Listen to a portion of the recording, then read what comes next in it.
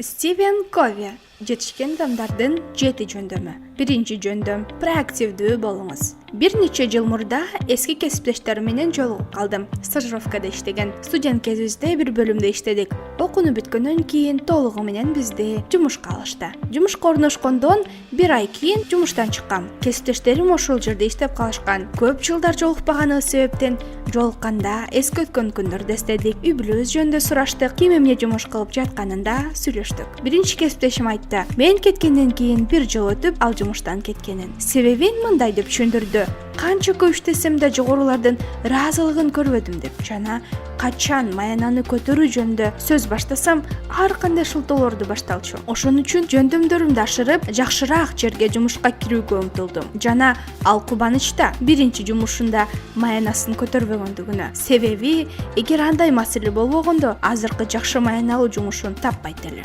Экинчи кесиптеште айтып баштады: нааразычылыгын чоңдорго жана аз маянага. Бирок ал жумуштан кетпей эле иштеп бергенин айтты. Жана эскерте кетти: эчтеке өзгөрбөгөнүн, чоңдор дагы деле жумушчуларды баалабайт, маянаны көтөрбөйт. Бирок ага маянасына кичине кошуп беришкен. Бирок ага ыраазы эмес экенин да айта кетти. Айып баары кесиптештерде жана айлана чөйрөдө деп сөзүн толуктап кетти. Көрүнүп турат, ал баарына жана баарынан нааразы. Эки кесиптешим да бир эле көйгөй менен жүргөн.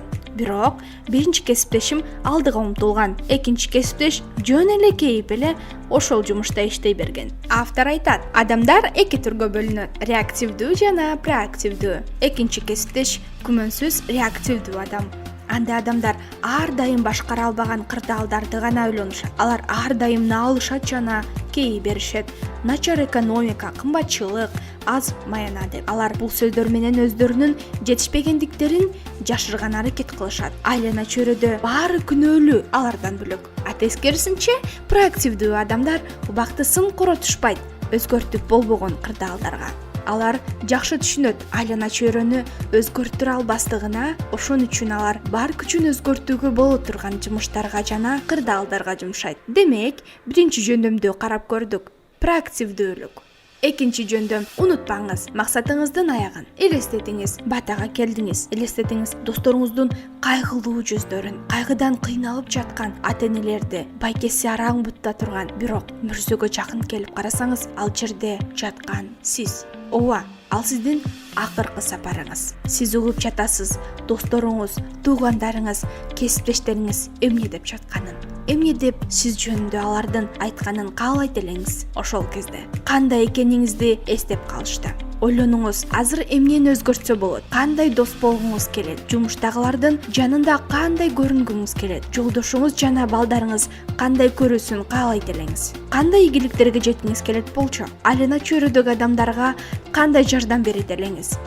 Экинчи жөндөм жардам берет ачык айкын көрүүгө биз эмне кылыбыз керек экенин. Жөндөм жардам берет алдыга коюлган максаттарга жетип жатабызбы, жокпу текшерип турганы. Эгер сиз максаттын аягын ачык көрө алсаңыз, оңой эле айтасыз жок деп. Сизди максаттан токтоткон жумуштарга. Көп адамдардын ойлогон максаты жана күнүмдүк кылган жумуштары дал келбей калат, баатпат эле. Балким сиз каалайсыз башка жөндөмдөрдү өздөштүрүүнү же болбосо башка жумушка орношууну. Өзүңүздүн өнүктүрүп бир нерсени үйрөнгөндүн ордуна кечинде пиво ичкенди туура көрөсүз. Балким сиз жакшы ата-эне болгонду каалайсыз, бирок балаңыз келип суроо берсе, жооп издегендин ордуна телевизор көргөндү туура көрөсүз. Эгер сиз бизнес ачкыңыз келсе, кандай жардамын берет? Мааниси жок сериалдар. Эгер сиз максатыңыздын аягына карасаңыз жана азыркы убакытта кайсыл жака коротуп жатасыз, убактыңызды салыштырып көрсөңүз, канчалык айырмаланат экенин көрүп таңыркап каласыз. Максатыңыз менен кылып жаткан жумуштарыңыздын. Балким айлана чөйрөдөгү адамдар тоскоол болуп жатат ийгиликке жетүүңүзгө. Ишенбейсизби? Келиңиз текшерип көрөлү. Ак барак алыңыз. Сол жагына максаттарыңызды жазыңыз. Оң жагына күнүнө кандай жумуштарды кылып жатканыңызды, кимдер менен сүйлөшүп жатасыз, кандай идеялар үстүндө иштеп жатасыз, кандай каналдарды көрүп жатасыз YouTube'дан. Бир нече жума өтүп көрөсүз, күнүмдүк жумуштар сизди эч жакындатпай жатканын максатыңызга. Үчүнчү жөндөм: артыкчылыктарды туура коюңуз. Көп тараган артыкчылыктар үй бүлө, бизнес, балдардын тарбиясы жана окуу. Жогоруда айтып кеткендей эле, аракетибиз максаттардан айырмаланат. Эгер жумуш күнүңүз оор өтсө, үй бүлөгө керектүү бакытты бөлө албастыгыңыз ачык сөз. Сиз чарчооңузду телевизор алдында сүйүктүү сериал менен чыгаргыңыз келет. Мындай адаттарды автор көрсөтүп берет, бакыттарды башкаруу матрицасы менен. Бул жардам берет керектүү, маанилүү жумуштарды бөлүштүрүүгө. Биринчи бөлүмгө шашылыш жана маанилүү жумуштарды жазабыз. Бул жерде эң маанилүү жумуштар тез арада бүтүрүлүшү керек болгон. Бул жерге тез арада бүтүшү керек болгон планды жазсак болот. Экинчи бөлүмгө маанилүү жумуштар, шашылыш эмес болгон. Бул бөлүмдө максаттын аягына жеткире турган жумуштар жазылат. Курска жазылуу, машыгуу, китеп окуу. Үчүнчү бөлүмгө шашылыш, бирок анчалык деле маанилүү эмес жумуштарды жазсак болот. Булар телефондо сүйлөшүүлөр, WhatsApp'тагы жазышуулар, күтүлбөгөн жолугушуу. Акыркы 4-чү бөлүмдө маанилүү эмес жана шашылышы жок жумуштар, эс алуу жана көңүл ачуу. Жумуштарды ирети менен бүтүргөн жакшы. Биринчи шашылыш жана маанилүү жумуштарды. Андан соң экинчи бөлүмдөгү жана үчүнчү бөлүмдөгү. Күндүн соңунда өзүңүздү сыйлыктап эс алганыңыз эң туура болот. Көпчүлүгүбүз адаштырабыз 3-чү бөлүктө, биринчи бөлүк менен. Ойлойбуз 3-чү бөлүктөгү жумуштар маанилүүрөөк деп. Бирок алар жөн гана бизди алаксата турган жумуштар. Жетишкен адамдар көбүнчө экинчи бөлүккө көбүрөөк маани беришет. Бул жол менен батыраак жетишет максаттарына. 4-чү жөндөм өз ара пайда. Автор мисал келтирет компаниянын башкаруучусун. Анын компаниясында көпчүлүк эле жерде болгондой, жумушчулары бири-бири менен чыгышпайт. Бат эле чыр чыгарышып, бирин-бири күнөөлөшүп, жетишкендик эч эле көрүнбөчү ал компанияда. Компаниянын башчысы Стивен Ковиге кайрылып, жардам сурады. Компаниясындагы көйгөйдү чечүү максатында. Стивен сурады, кандай сыйлык күтөт иштегиси келбеген адамда. Компаниянын ээси жооп берди. Бизде андай сыйлык жок деп. Биз тек гана жакшы иштегендерди сыйлыктандырабыз. Эң жакшы иштеген жумушчуларга эс алуу жолдомо беребиз Таиландка. Ким эс алгысы келбейт? Деди башкаруучу Таиландда. Бирок ал билген эмес, мындай жол ага тоскоолдук гана кылган. Бул нерсе жумушчуларды мелдешүүгө түрткү берген. Бирге ынтымакта иштегендин ордуна ызы чүү болуусу ачык эле мындай башкаруу менен. Эгер бир жумушчу жеңип экинчиси жеңилсе, ошон үчүн өз ара пайда ыкмасын колдонуу керек. Көп жумушчулар иштеген жерде мындай ыкма менен ийгиликке бат жетсе болот. Себеби эми өз ара таңдашуу жок. Бириндикте ийгиликке жетүү аракет кылышат жумушчулар.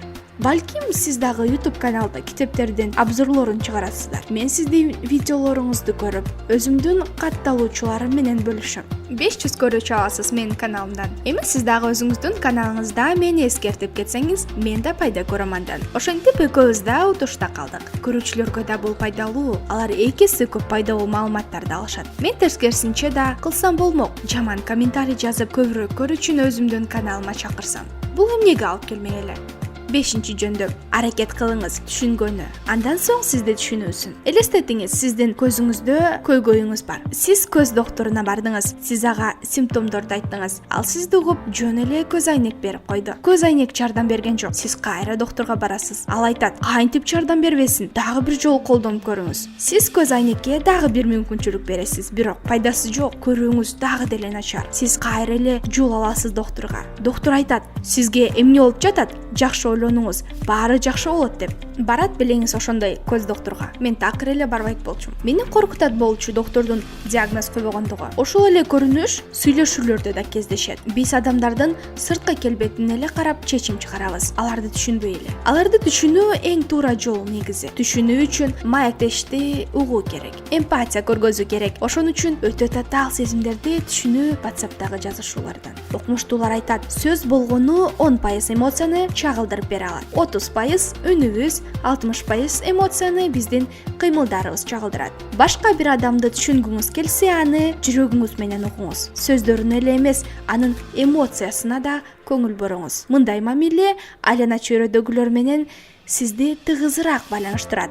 досторуңуз менен, кесиптештериңиз менен. 6 жөндөм синергия. Куштар башка жактарга учуп кетип жатканда, алар топтору менен 3 бурчтук болуп учушат. Окумуштуулар айтат, мындай абалда учуу абанын өтүшүн жакшыртат жана куштарга учуу жеңил болот. Учуу мезгилинде куштар канат кагууларын синхронизациялайт башка куштар менен. Натыйжада баардык куштар бирдей түзүлүш менен учушат. Бул синергиянын өтө жакшы мисалы канаттуулар арасындагы. Жетишкен адамдар синергияны жаратышат кооперация аркылуу. Алар билишет баардык жумушка жалгыз жетишпестигин. Ошондуктан башка адамдардын жөндөмүндө пайдаланышат. Эгер азыр сиз көрүп турган анимацияны жасагыңыз келсе, үйрөнсөңүз болот, көп убактыңыз кетирип. Кооперацияны колдонуп, сиз мага кайрылсаңыз болот. Биз команда менен батыраак бүтүрөбүз анимацияны.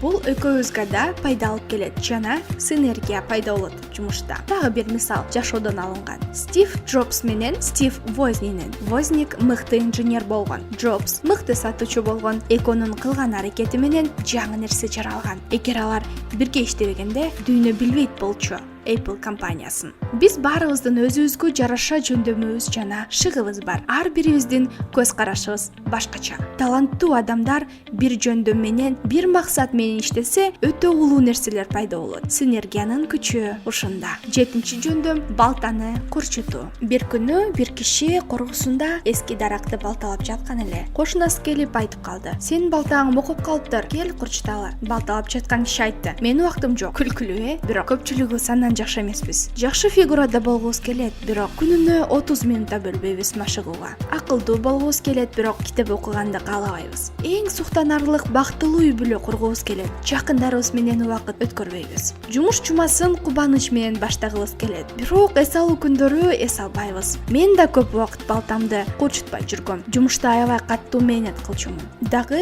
эс алуу күндөрү да иштечүмүн. Жыйынтыгында менин балтам жакшы эле мокуп калган. Мурда ойлочумун, көп иштөө бул адамдын жөндөмдүүлүгүн көргөзөт жана ийгиликке алып барат деп. Бирок каттуу адаштырман. Каттуу чарчагандыктан өтө көп каталарды кетирчүмүн. Эң жаманы бат-баттан ооруп баштадым. Ойлогом, эс алуу күндөрүндө иштөө мага кошумча 2 күн берет деп. Бирок ушунчалык каттуу чарчоо жана оорулардын айынан жууркандан тура албай жата берчүмүн. Жумуштан кийин көп иштөө жакшылыкка алып келбейт. Муну мен өзүмдүн башыман өткөрүп анан билдим. Эми билемин, толук кандуу эс алуу өтө маанилүү. Ийгиликтүү жумуш баштоо үчүн эс алуу күндү да пландоо керек. Жумуш жумасын пландагандай эле. Токтоосуз жумуш, ызы чуулар биздин денебизди бат эле чарчатат. Балтабыз эч нерсеге өтпөй калат. Денебиз токтоп туруп айтат: "Мен чуркагандан чарчадым. Эгер жакшылыкча эс алууну бербесең, мен аны сага жаман жол менен көрсөтөм." Менин бир таанышым менен ушундай кырдаал болду. Ал офисте иштечү, жумуштан башы чыкпачу. Чоңдор аны өтө макташчу.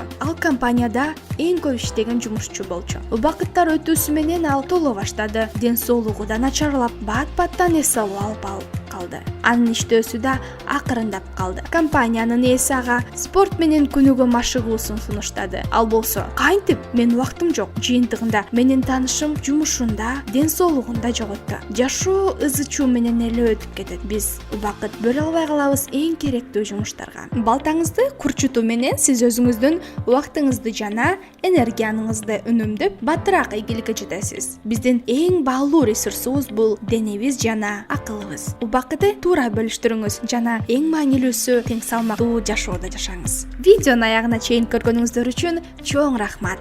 Биздин каналга катталып, өзүңүзгө керектүү маалыматтарды алыңыз.